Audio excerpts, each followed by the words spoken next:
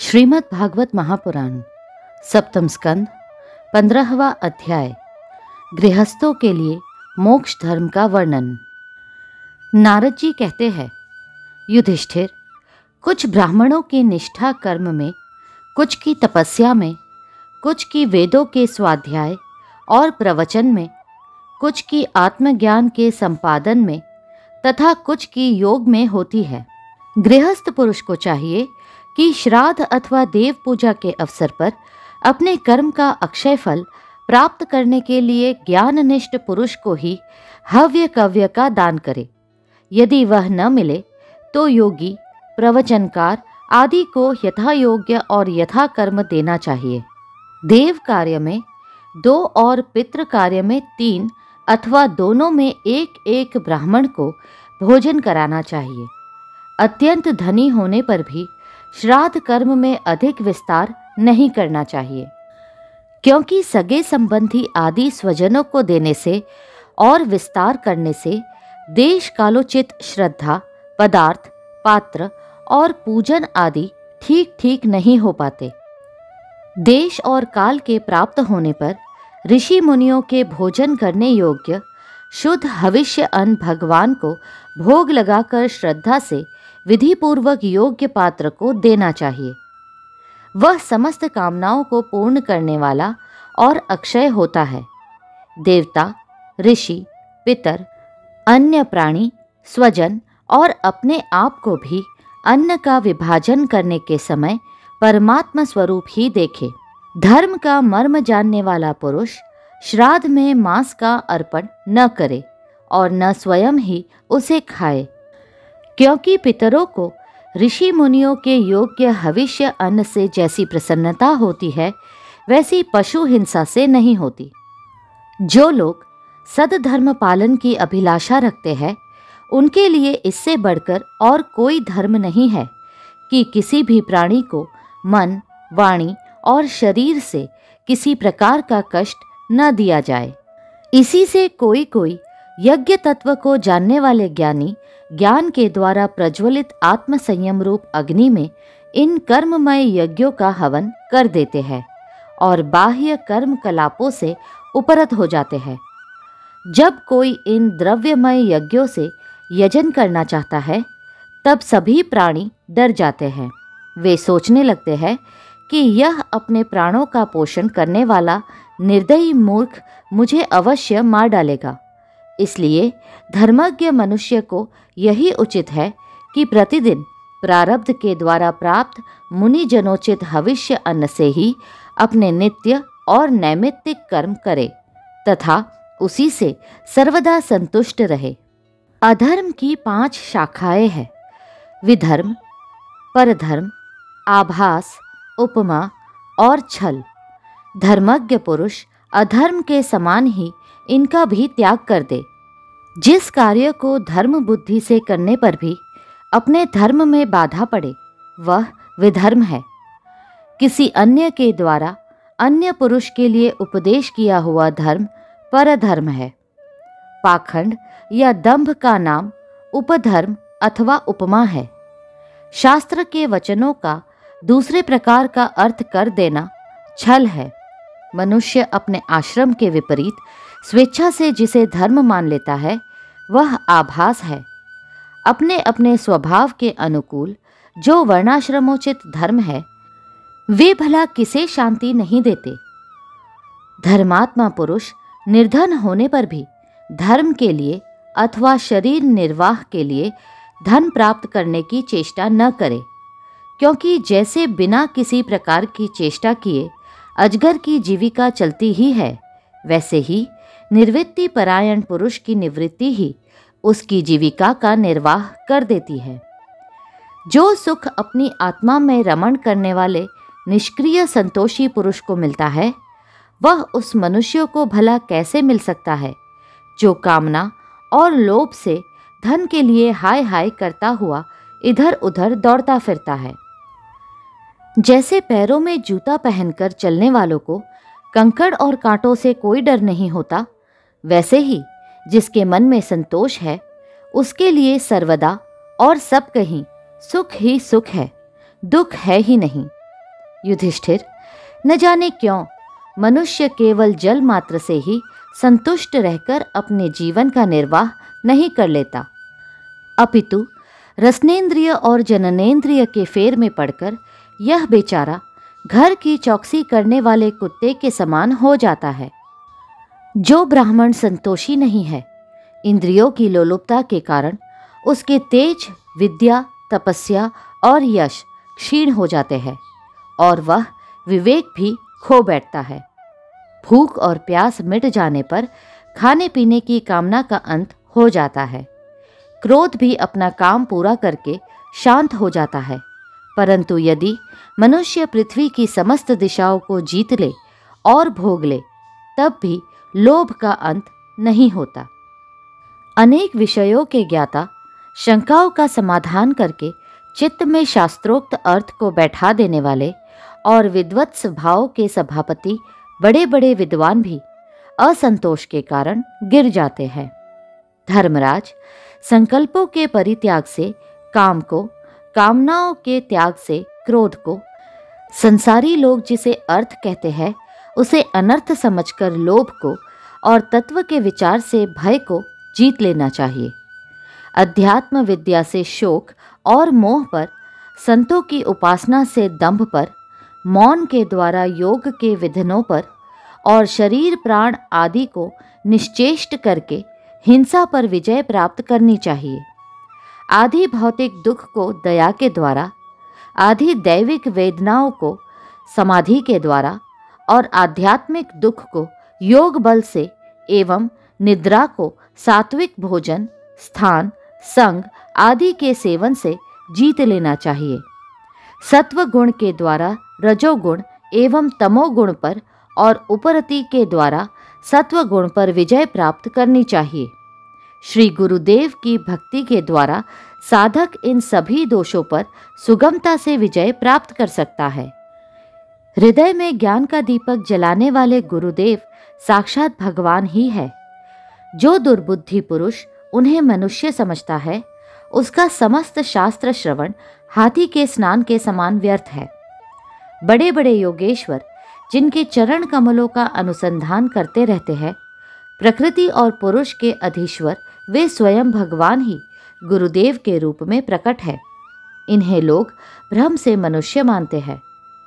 शास्त्रों में जितने भी नियम संबंधी आदेश है, उनका एकमात्र तात्पर्य यही है कि काम, क्रोध, लोभ, मोह, मद और मत्सर इन 6 शत्रुओं पर विजय प्राप्त कर ली जाए अथवा 5 इंद्रिय और मन ये 6 वश में हो जाए। ऐसा होने पर भी यदि उन नियमों के द्वारा भगवान के ध्यान चिंतन आदि की प्राप्ति नहीं होती, तो उन्हें केवल श्रम ही श्रम समझना चाहिए। जैसे खेती, व्यापार आदि और उनके फल भी योग साधना के फल भगवत प्राप्ति या मुक्ति को नहीं दे सकते, वैसे ही दुष्ट पुरुष के श्रोत स्मार्त कर्म भी कल्याणकारी नहीं होते, प्रत्युत उल्टा फल देते हैं। जो पुरुष अपने मन पर विजय प्राप्त करने के लिए उद्यत हो, वह आसक्ति और परिग्रह का त्याग करके संन्यास ग्रहण करे, एकांत में अकेला ही रहे और भिक्षावृत्ति से शरीर निर्वाह मात्र के लिए स्वल्प और परिमित भोजन करे। युधिष्ठिर, पवित्र और समान भूमि पर अपना आसन बिछाए और सीधे स्थिर भाव से समान और सुख कर आसन से उस पर बैठकर ओमकार का जप करे। जब तक मन संकल्प विकल्पों को छोड़ न दे, तब तक नासिका के अग्रभाग पर दृष्टि जमाकर पूरक, कुंभक और रेचक द्वारा प्राण तथा अपान की गति को रोके। काम की चोट से घायल चित्त इधर उधर चक्कर काटता हुआ जहाँ जहाँ जाए, विद्वान पुरुष को चाहिए कि वह वहाँ वहाँ से उसे लौटा लाए और धीरे धीरे हृदय में रोके। जब साधक निरंतर इस प्रकार का अभ्यास करता है, तब ईंधन के बिना जैसे अग्नि बुझ जाती है, वैसे ही थोड़े समय में उसका चित्त शांत हो जाता है। इस प्रकार जब काम वासनाएं चोट करना बंद कर देती है और समस्त वृत्तियां अत्यंत शांत हो जाती है, तब चित्त ब्रह्मानंद के संस्पर्श में मग्न हो जाता है और फिर उसका कभी उत्थान नहीं होता। जो सन्यासी पहले तो धर्म, अर्थ और काम के मूल कारण गृहस्थ आश्रम का परित्याग कर देता है और फिर उन्हीं का सेवन करने लगता है, वह निर्लज्ज, अपने उगले हुए को खाने वाला कुत्ता ही है। जिन्होंने अपने शरीर को अनात्मा, मृत्युग्रस्त और विष्ठा, कृमि एवं राख समझ लिया था, वे ही मूढ़ फिर उसे आत्मा मानकर उसकी प्रशंसा करने लगते हैं। कर्म त्यागी गृहस्थ, व्रत त्यागी ब्रह्मचारी, गांव में रहने वाला तपस्वी अर्थात वानप्रस्थ और इंद्रिय लोलुप सन्यासी, ये चारों आश्रम के कलंक है और व्यर्थ ही आश्रमों का ढोंग करते हैं। भगवान की माया से विमोहित उन मूढ़ों पर तरस खाकर उनकी उपेक्षा कर देनी चाहिए। आत्मज्ञान के द्वारा जिसकी सारी वासनाएं निर्मूल हो गई है और जिसने अपने आत्मा को परब्रह्म स्वरूप जान लिया है, वह किस विषय की इच्छा और किस भोक्ता की तृप्ति के लिए इंद्रिय लोलुप होकर अपने शरीर का पोषण करेगा। उपनिषदों में कहा गया है कि शरीर रथ है, इंद्रियां घोड़े है, इंद्रियों का स्वामी मन लगाम है, शब्द आदि विषय मार्ग है, बुद्धि सारथी है, चित्त ही भगवान के द्वारा निर्मित बांधने की विशाल रस्सी है, 10 प्राण धुरी है, धर्म और अधर्म पहिए है और इनका अभिमानी जीव रथी कहा गया है। ओमकार ही उस रथी का धनुष है, शुद्ध जीवात्मा बाण और परमात्मा लक्ष्य है। इस ओमकार के द्वारा अंतरात्मा को परमात्मा में लीन कर देना चाहिए। राग, द्वेष, लोभ, शोक, मोह, भय, मद, मान, अपमान, दूसरे के गुणों में दोष निकालना, छल, हिंसा, दूसरे की उन्नति देखकर जलना, तृष्णा, प्रमाद, भूख और नींद, ये सब और ऐसे ही जीवों के और भी बहुत से शत्रु हैं। उनमें रजोगुण और तमोगुण प्रधान वृत्तियाँ अधिक है, कहीं कहीं कोई कोई सत्वगुण प्रधान ही होती है। यह मनुष्य शरीर रूप रथ जब तक अपने वश में है और इसके इंद्रिय, मन आदि सारे साधन अच्छी दशा में विद्यमान है, तभी तक श्री गुरुदेव के चरण कमलों की सेवा पूजा से शान धराई हुई ज्ञान की तीखी तलवार लेकर भगवान के आश्रय से इन शत्रुओं का नाश करके अपने स्वराज्य सिंहासन पर विराजमान हो जाए और फिर अत्यंत शांत भाव से इस शरीर का भी परित्याग कर दे। नहीं तो तनिक भी प्रमाद हो जाने पर यह इंद्रिय रूप दुष्ट घोड़े और उनसे मित्रता रखने वाला बुद्धि रूप सारथी रथ के स्वामी जीव को उल्टे रास्ते ले जाकर विषय रूपी लुटेरों के हाथों में डाल देंगे। वे डाकू सारथी और घोड़े के सहित इस जीव को मृत्यु से अत्यंत भयावने घोर अंधकारमय संसार के कुएं में गिरा देंगे। वैदिक कर्म 2 प्रकार के हैं। एक तो वे जो वृत्तियों को उनके विषयों की ओर ले जाते हैं अर्थात प्रवृत्ति परक, और दूसरे वे जो वृत्तियों को उनके विषयों की ओर से लौटाकर शांत एवं आत्म साक्षात्कार के योग्य बना देते हैं अर्थात निवृत्ति परक। प्रवृत्ति परक कर्म मार्ग से बार बार जन्म मृत्यु की प्राप्ति होती है और निवृत्ति परक भक्ति मार्ग या ज्ञान मार्ग के द्वारा परमात्मा की प्राप्ति होती है। शीय नयाग आदि हिंसामय कर्म अग्निहोत्र, दर्श, पूर्णमास, चातुर्मास्य, पशुयाग, सोमयाग, वैश्वदेव, बलिहरण आदि द्रव्यमय कर्म इष्ट कहलाते हैं और देवालय, बगीचा, कुआं आदि बनवाना तथा प्याऊ आदि लगाना पूर्त कर्म है। ये सभी प्रवृत्ति परक कर्म है और सकाम भाव से युक्त होने पर अशांति के ही कारण बनते हैं। प्रवृत्ति परायण पुरुष मरने पर चरु परुडाश आदि यज्ञ संबंधी द्रव्यों के सूक्ष्म भाग से बना हुआ शरीर धारण कर धूमाभिमानी देवताओं के पास जाता है।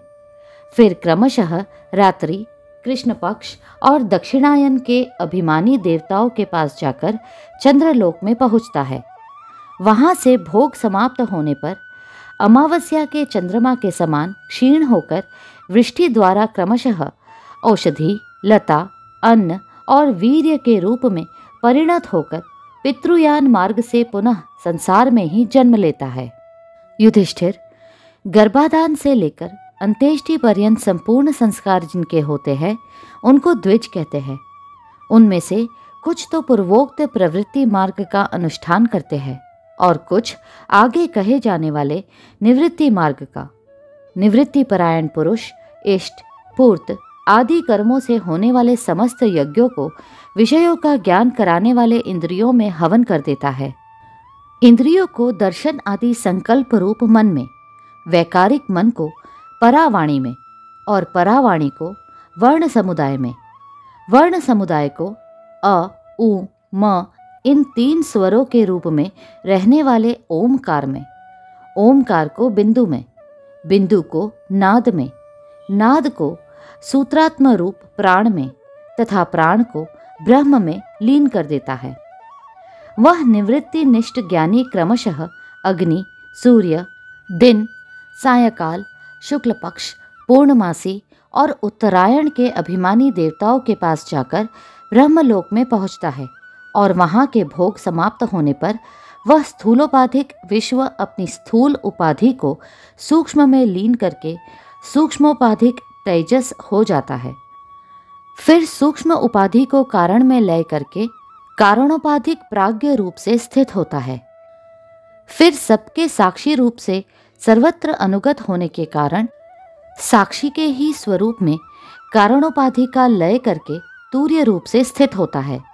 इस प्रकार दृश्यों का लय हो जाने पर वह शुद्ध आत्मा रह जाता है। यही मोक्ष पद है। इसे देवयान मार्ग कहते हैं। इस मार्ग से जाने वाला आत्मोपासक संसार की ओर से निवृत्त होकर क्रमशः एक से दूसरे देवता के पास होता हुआ ब्रह्मलोक में जाकर अपने स्वरूप में स्थित हो जाता है। वह प्रवृत्ति मार्गी के समान फिर जन्म मृत्यु के चक्कर में नहीं पड़ता। ये पितृयान और देवयान दोनों ही वेदोक्त मार्ग है। जो शास्त्रीय दृष्टि से इन्हें तत्वतः जान लेता है वह शरीर में स्थित रहता हुआ भी मोहित नहीं होता। पैदा होने वाले शरीरों के पहले भी कारण रूप से और उनका अंत हो जाने पर भी उनकी अवधि रूप से जो स्वयं विद्यमान रहता है, जो भोग रूप से बाहर और भोक्ता रूप से भीतर है तथा ऊंच और नीच, जानना और जानने का विषय, वाणी और वाणी का विषय, अंधकार और प्रकाश आदि वस्तुओं के रूप में जो कुछ भी उपलब्ध होता है वह सब स्वयं यह तत्ववेत्ता ही है। इसी से मोह उसका स्पर्श नहीं कर सकता। दर्पण आदि में दिख पड़ने वाला प्रतिबिंब विचार और युक्ति से बाधित है, उसका उनमें अस्तित्व है नहीं। फिर भी वस्तु के रूप में तो वह दिखता ही है। वैसे ही इंद्रियों के द्वारा दिखने वाला वस्तुओं का भेदभाव भी विचार, युक्ति और आत्मा अनुभव से असंभव होने के कारण वस्तुतः न होने पर भी सत्य सा प्रतीत होता है। पृथ्वी आदि पंचभूतों से इस शरीर का निर्माण नहीं हुआ है। वास्तविक दृष्टि से देखा जाए तो न तो वह उन पंचभूतों का संघात है और न विकार या परिणाम ही, क्योंकि यह अपने अवयवों से न तो पृथक है और न उनमें अनुगत ही है, अतएव मिथ्या है। इसी प्रकार शरीर के कारण रूप पंचभूत भी अवयवी होने के कारण अपने अवयवों अर्थात सूक्ष्म भूतों से भिन्न नहीं है, अवयव रूप ही है। जब बहुत खोजबीन करने पर भी अवयवों के अतिरिक्त अवयवी का अस्तित्व नहीं मिलता, वह असत ही सिद्ध होता है। तब अपने आप ही यह सिद्ध हो जाता है कि ये अवयव भी असत्य ही है। जब तक अज्ञान के कारण एक ही परम तत्व में अनेक वस्तुओं के भेद मालूम पड़ते रहते हैं, तब तक यह भ्रम भी रह सकता है कि जो वस्तुएं पहले थी वे अब भी है। और स्वप्न में भी जिस प्रकार जागृत, स्वप्न आदि अवस्थाओं के अलग अलग अनुभव होते ही है तथा उनमें भी विधि निषेध के शास्त्र रहते हैं। वैसे ही जब तक इन भिन्नताओं के अस्तित्व का मोह बना हुआ है, तब तक यहाँ भी विधि निषेध के शास्त्र है ही। जो विचारशील पुरुष स्वानुभूति से आत्मा के त्रिविध अद्वैत का साक्षात्कार करते हैं, वे जागृत, स्वप्न, सुषुप्ति और दृष्टा, दर्शन तथा दृश्य के भेद रूप स्वप्न को मिटा देते हैं। वे अद्वैत 3 प्रकार के हैं: भावाद्वैत, क्रियाद्वैत और द्रव्याद्वैत। जैसे वस्त्र सूत रूप ही होता है, वैसे ही कार्य भी कारण मात्र ही है, क्योंकि भेद तो वास्तव में है नहीं। इस प्रकार सबकी एकता का विचार भावाद्वैत है। युधिष्ठिर, मन, वाणी और शरीर से होने वाले सब कर्म स्वयं परब्रह्म परमात्मा में ही हो रहे हैं, उसी में अध्यस्त है। इस भाव से समस्त कर्मों को समर्पित कर देना क्रियाद्वैत है। स्त्री, पुत्र आदि सगे संबंधी एवं संसार के अन्य समस्त प्राणियों के तथा अपने स्वार्थ और भोग एक ही है, उनमें अपने और पराये का भेद नहीं है। इस प्रकार का विचार द्रव्याद्वैत है। युधिष्ठिर, जिस पुरुष के लिए जिस द्रव्य को जिस समय जिस उपाय से जिससे ग्रहण करना शास्त्रज्ञ के विरुद्ध न हो, उसे उसी से अपने सब कार्य संपन्न करने चाहिए। आपत्तिकाल को छोड़कर इससे अन्यथा न ही करना चाहिए। महाराज, भगवत भक्त मनुष्य वेद में कहे हुए इन कर्मों के तथा अन्य स्वकर्मों के अनुष्ठान से घर में रहते हुए भी श्री कृष्ण की गति को प्राप्त करता है। युधिष्ठिर, जैसे तुम अपने स्वामी भगवान श्री कृष्ण की कृपा और सहायता से बड़ी बड़ी कठिन विपत्तियों से पार हो गए हो और उन्हीं के चरण कमलों की सेवा से समस्त भूमंडल को जीतकर तुमने बड़े बड़े राजसूय आदि यज्ञ किए हैं। पूर्व जन्म में, इसके पहले के महाकल्प में, मैं एक गंधर्व था।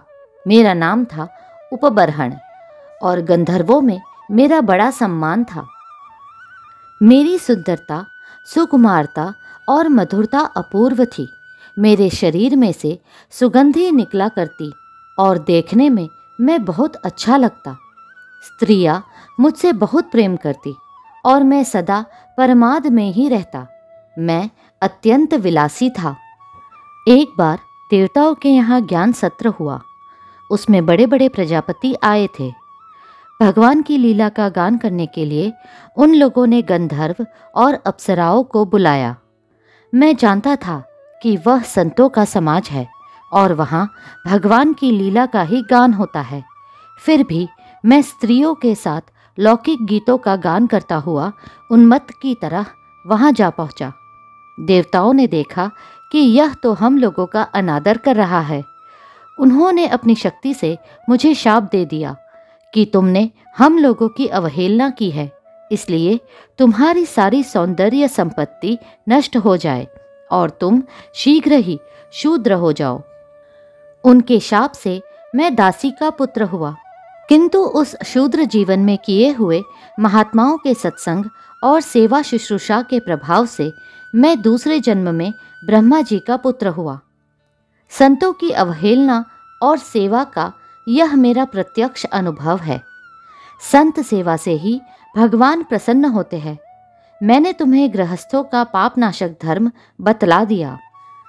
इस धर्म के आचरण से गृहस्थ भी अनायास ही सन्यासियों को मिलने वाला परम पद प्राप्त कर लेता है।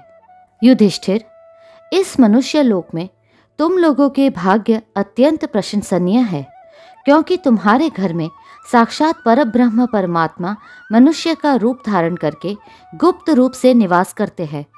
इसी से सारे संसार को पवित्र कर देने वाले ऋषि मुनि बार बार उनका दर्शन करने के लिए चारों ओर से तुम्हारे पास आया करते हैं। बड़े बड़े महापुरुष निरंतर जिनको ढूंढते रहते हैं, जो माया के लेश से रहित परम शांत परमानंद अनुभव स्वरूप परब्रह्म परमात्मा है, वे ही तुम्हारे प्रिय, हितैषी, ममेरे भाई, पूज्य, आज्ञाकारी, गुरु और स्वयं आत्मा श्री कृष्ण है। शंकर, ब्रह्मा आदि भी अपनी सारी बुद्धि लगाकर वे यह है इस रूप में उनका वर्णन नहीं कर सके, फिर हम तो कर ही कैसे सकते हैं। हम मौन, भक्ति और संयम के द्वारा ही उनकी पूजा करते हैं। कृपया हमारी यह पूजा स्वीकार करके भक्त वत्सल भगवान हम पर प्रसन्न हो। श्री सुखदेव जी कहते हैं, परीक्षित, देवर्षि नारद का यह प्रवचन सुनकर राजा युधिष्ठिर को अत्यंत आनंद हुआ। उन्होंने प्रेम विह्वल होकर देवर्षि नारद और भगवान श्री कृष्ण की पूजा की।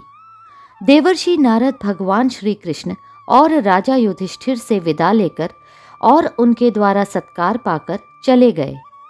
भगवान श्री कृष्ण ही परब्रह्म है, यह सुनकर युधिष्ठिर के आश्चर्य की सीमा न रही। परीक्षित, इस प्रकार मैंने तुम्हें दक्ष पुत्रियों के वंशों का अलग अलग वर्णन सुनाया। उन्हीं के वंश में देवता, असुर, मनुष्य आदि और संपूर्ण चराचर की सृष्टि हुई है। अगला अध्याय शीघ्र ही साझा होगा। कृपया करके लाइक, सब्सक्राइब और शेयर करें। हरे कृष्णा कृष्णा कृष्णा